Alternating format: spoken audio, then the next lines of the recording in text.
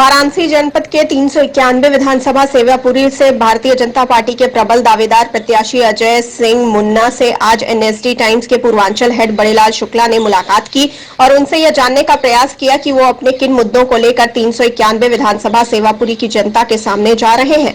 अजय सिंह मुन्ना का कहना है कि सन 2017 में भारतीय जनता पार्टी से टिकट मिलना तय था, लेकिन अपना दल में यह सीट जाने के कारण मैं चुनाव नहीं लड़ पाया। लेकिन इस बार जनता में व्याप्त चर्चा के अनुसार चूंकि यह सीट अपना दल के खाते में जाने की संभावना कम है, इसीलिए स्थानीय होने का लाभ अजय सिंह मुन्ना को मिल सकता है।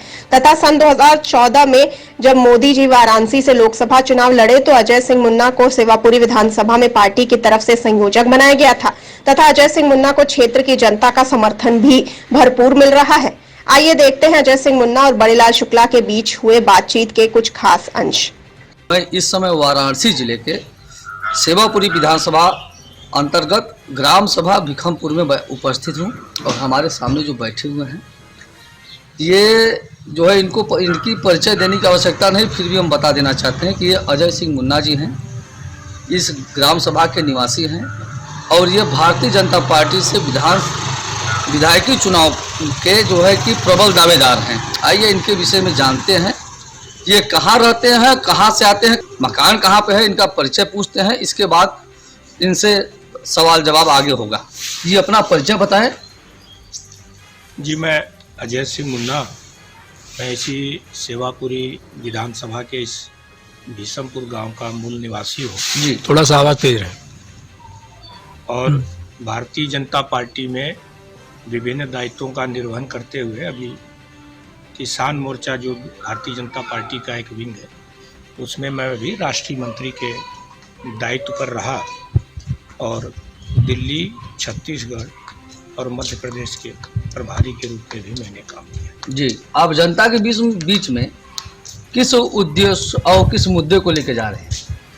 देखिए, 2005 तक तो मेरे मन में कभी भी विधानसभा चुनाव लड़ने की कोई इच्छा ही नहीं थी। जी, पार्टी के कार्यकर्ता थे और 1991 से पार्टी के कार्यकर्ता हैं। आपको मैं बताऊं कि जो हमारा ये गांव है, जो आज सेवापुरी विधानसभा में 2008 के परिसीमन के बाद जब सेवापुरी विधानसभा बनी जी, उसमें हम लोग सेवापुरी विधानसभा में शामिल हुए।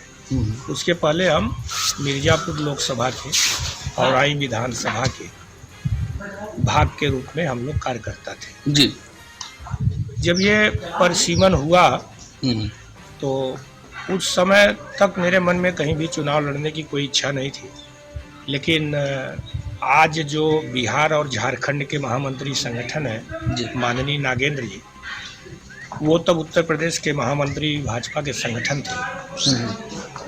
उन्होंने दिल्ली में वो पूरी लिस्ट जब लिए थे कि कौन कौन गांव आ रहा है, तो उन्होंने वो एक लिस्ट हमको भी दी थी और कहा कि मुन्ना, तुमको चुनाव के दृष्टिकोण से सेवापुरी में लगने की आवश्यकता है। जी, अच्छा, क्षेत्र आप बताएं कि क्षेत्र की जनता से कितना सहयोग मिल रहा है? नहीं, मैं तो क्षेत्र का है ही हूँ, क्षेत्र की जनता से बचपन का। जिस हिसाब से आप क्षेत्र में जा रहे हैं, जनता से क्या सहयोग मिल रहा है? आप नहीं, जनता से तो सहयोग पूरा मिल रहा है जी। जनता के बीच में अपने पार्टी की नीतियों को बता भी रहे हैं और जनता का उस पर समर्थन भी है। जनता की मोदी जी और योगी जी के प्रति आस्था भी है। जिस तरह की उन्होंने जन कल्याणकारी सारी योजनाएं चलाई है तो उसका स्वाभाविक रूप से फायदा मिलता है और स्थानीय होने के नाते लोगों से व्यक्तिगत मेरे आपको क्या लगता है कि जनता पार्टी को देख के टिकट देगी कि आपके फेस वैल्यू से? नहीं, जनता पार्टी को वोट देने के लिए तैयार है। जनता पार्टी को वोट देगी जी, ये अलग बात है कि उसमें फेस वैल्यू से थोड़ा उसकी समीकरण पे थोड़ा बहुत तो असर पड़ ही जाता है जी, लेकिन जो मोदी जी और योगी जी ने जन कल्याणकारी नीतियाँ बनाई है उसका सबसे ज़्यादा फायदा होगा। जनता के बीच में इस समय महंगाई को लेकर बहुत रोष है, इस पे कुछ बताइए आप। नहीं, महंगाई को लेके जनता के बीच में कोई रोष नहीं है।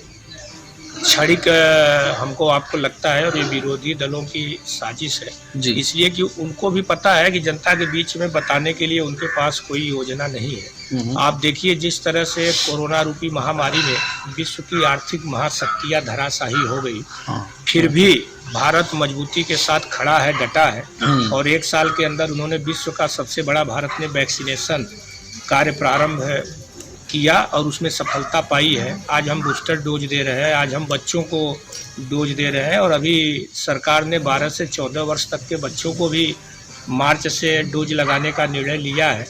तो ये चीज़ ऐसे है, और सारी चीज़ों में वो होता है, सारे तरह से महंगाई आपको इसलिए दिख रही है कि कोरोना के चलते जो लॉकडाउन लगे हमारे आपके जीवन को बचाने के लिए, उसका व्यापार पर प्रभाव पड़ा। व्यापार की जो लागत है वो थोड़ी बढ़ गई, तो घाटे में तो कोई व्यापार करता नहीं है।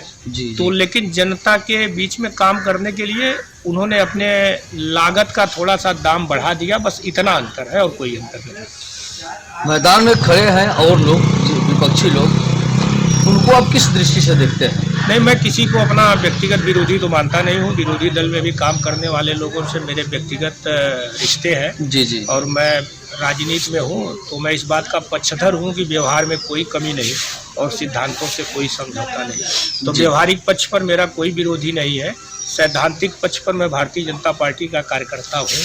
और मोदी जी ने जिस तरह के जनोपयोगी नीतियाँ चलाई है, जिस तरह का विश्व में भारत का दबदबा बढ़ा है, और पिछले 5 वर्षों में उत्तर प्रदेश में जो कुरीतियाँ थी जिसके खिलाफ जनता ने परिवर्तन किया था, और पूज्य योगी जी के नेतृत्व में सरकार बनी, उससे क्या कहना चाहते? नहीं, मैं क्षेत्र की जनता से यही कहना चाहूँगा कि जिस तरह से 2017 में आपने उत्तर प्रदेश के कलंक को धोया था, उत्तर प्रदेश में जिस तरह से अपराध, गुंडागर्दी, धर्मवाद, संप्रदायवाद का बोलबाला था, और जिससे प्रदेश की जनता त्रस्त थी, महिलाएं बहनें 5 बजे के बाद सड़क पर सुरक्षित रूप से निकलने के लिए चिंतित होती थी,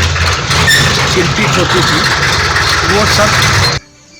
यदि पार्टी आपको टिकट देती है, आप सेवापुरी की जनता को क्या क्या सुविधा देंगे, क्या क्या आपके सोच है, क्या क्या विचार है? कुछ तो प्लानिंग किए होंगे आप।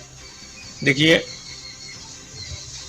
जब कोरोना काल आया था तो हमारे विधानसभा में एक भी ऑक्सीजन प्लांट नहीं थे, लेकिन मोदी जी के मार्गदर्शन में, योगी जी के नेतृत्व में उत्तर प्रदेश सरकार ने हमारे विधानसभा के 2 हाथीबरनी इंटर हॉस्पिटल और जखनी हॉस्पिटल पर ऑक्सीजन प्लांट लगाए। लेकिन 5 साल में आपने भी खुद ये महसूस किया होगा कि सेवापुरी विधानसभा में विकास के नए आयाम बने हैं। लेकिन अगर मुझे पार्टी ने मौका दिया और जनता के आशीर्वाद से उस अपेक्षा पर मैं खरा उतरा, तो मेरी जो योजना है वो है कि सेवापुरी को शिक्षा के क्षेत्र में, स्वास्थ्य के क्षेत्र में और सड़क के क्षेत्र में उत्तर प्रदेश में कैसे 1 नंबर पर जाए, इसके लिए मैं प्रयास करूंगा। और उसके लिए अपने मन में कई तरह की योजनाएं हैं, जिसको आदरणीय मोदी जी और योगी जी के आशीर्वाद से ज़रूर मैं पूरा करा लूँगा। और आपने जो ये रिंग रोड देखा है, तो जो ये रिंग रोड है, ये राजा तालाब आके समाप्त हो जाती है लेकिन अगर इसका विस्तार चुनार तक कर दिया जाए तो मध्य प्रदेश से, झारखंड से और साउथ से जितनी भी सड़क यातायात के लोग आते हैं, उनको बेवजह का 4 से 5 घंटे जो समय लग जाता है चुनार से पड़ाव आने पर, पड़ाव से फिर हाईवे पे काफ़ी टोल प्लाजा डाक के आने में, उससे उनको निजात मिलेगा।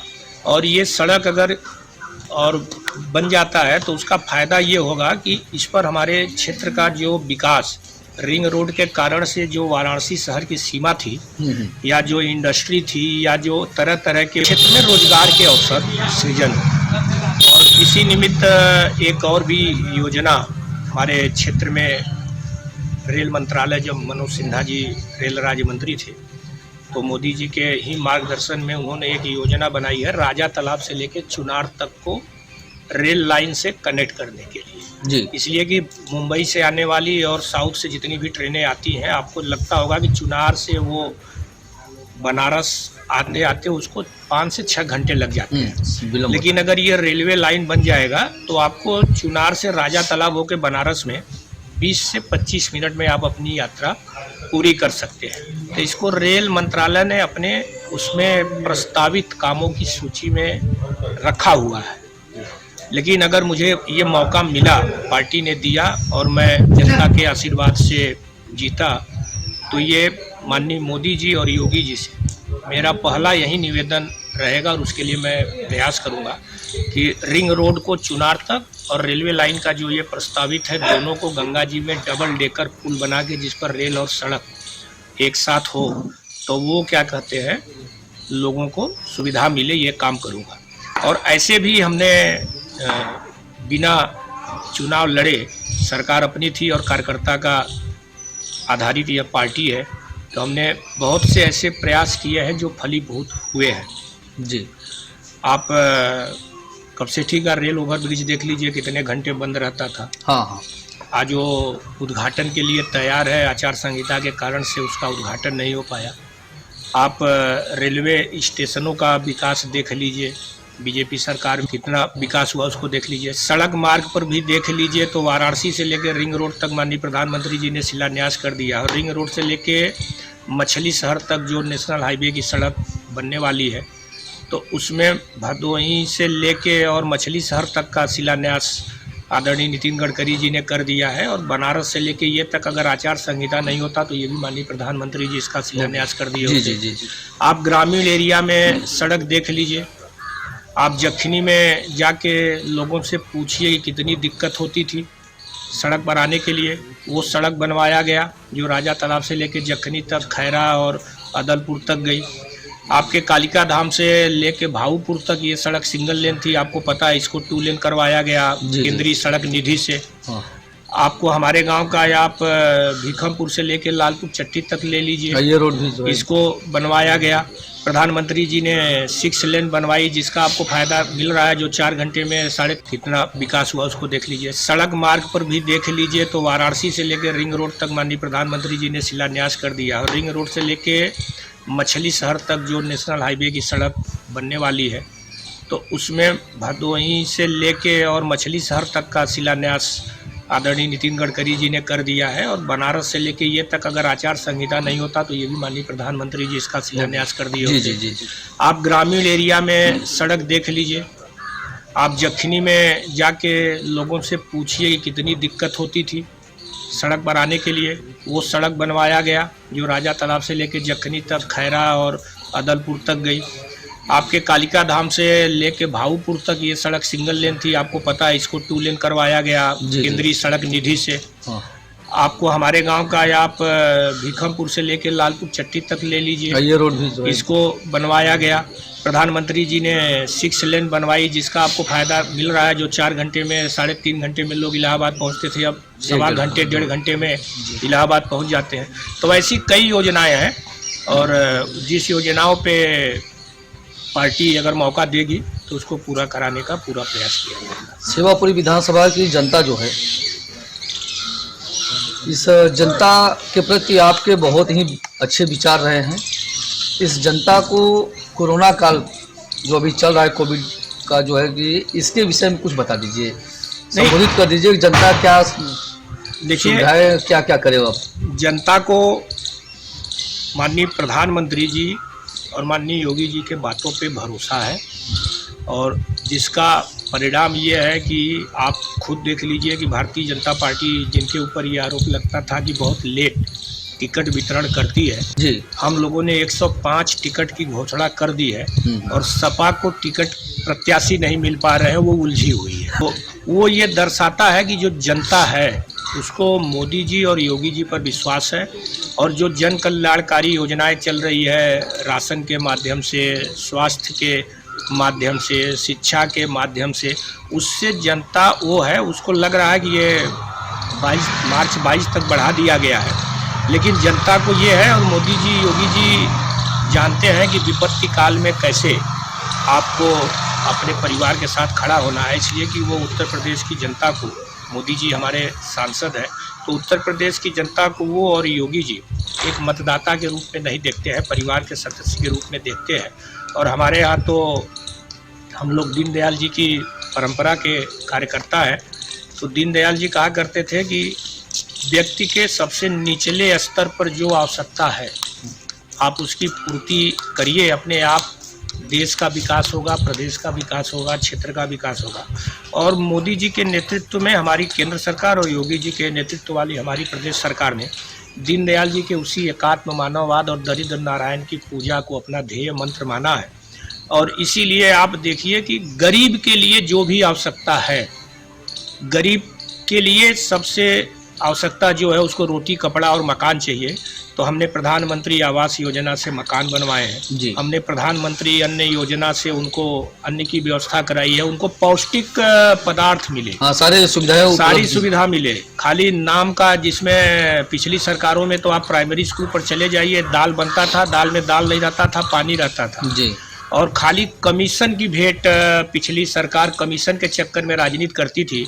मैं आपको उदाहरण सहित बताऊं, ये वरुणा कॉरिडोर जो बनारस में बना, जिसे योगी जी की सरकार ने आज पूरा किया है जी जी। आप उसमें देख लीजिए कि ठेकेदार और समाजवादी पार्टी के लोगों ने मिल के गोदाम में आग लगवा दिया, इसलिए कि काम नहीं था, उन्होंने दिखा दिया कि हमारे यहाँ इतना माल जल गया।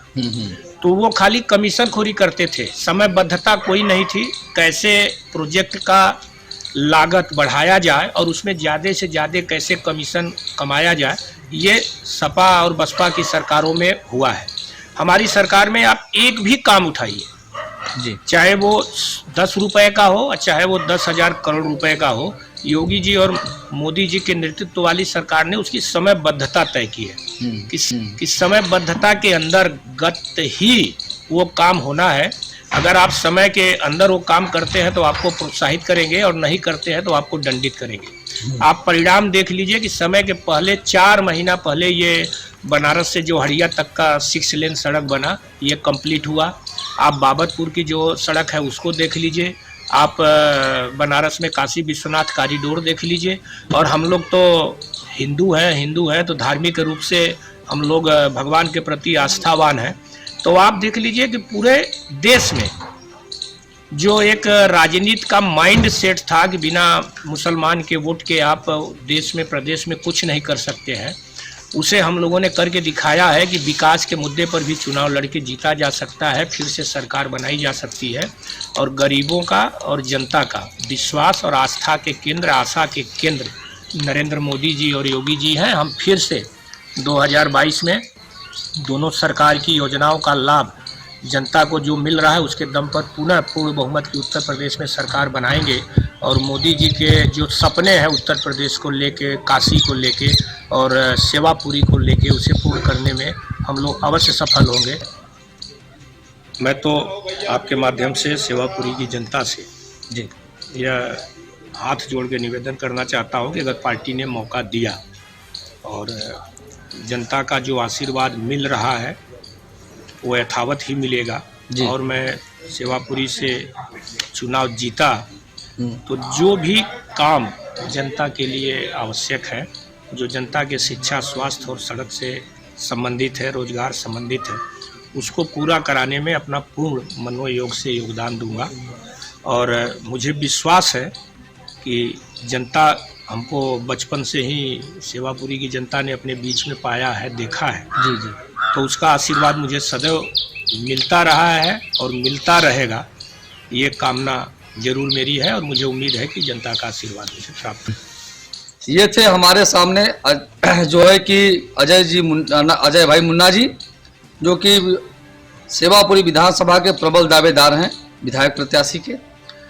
और आप देखते रहिए एनएसडी टाइम, अगले नए चेहरे के साथ फिर मैं आपके सामने उपस्थित रहूंगा। धन्यवाद। एनएसडी टाइम्स के लेटेस्ट खबरों से अप टू डेट रहने के लिए चैनल को लाइक करें, शेयर करें, सब्सक्राइब करें और अंत में बेल आइकन दबाना ना भूलें।